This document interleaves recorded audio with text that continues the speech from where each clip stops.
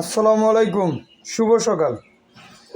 আজকে আলম ভাই এখানে দেশি সিলেটটা লেবু আছে, চায়না লেবু না, সিলেটটা লেবু কাটতে আপনাকে খাওয়াইতেছি শসা। আর আজকে মরিচ ভর্তা আছে, শুটকি ভর্তা আছে, আর মুরগির খিচুড়ি আছে। গরুর খিচুড়ি এখন হয় নাই, গরু আনছি। গরম গরম খিচুড়ি যারা খাবেন আলম ভাই দোকানে চলে আসবেন ফতেজঙ্গপুর বাজারে পশ্চিম মাথায় শাহজাহান মসজিদের সামনে, এই যে পুষ্কুনি পাড়, চলে আসবেন সবাই।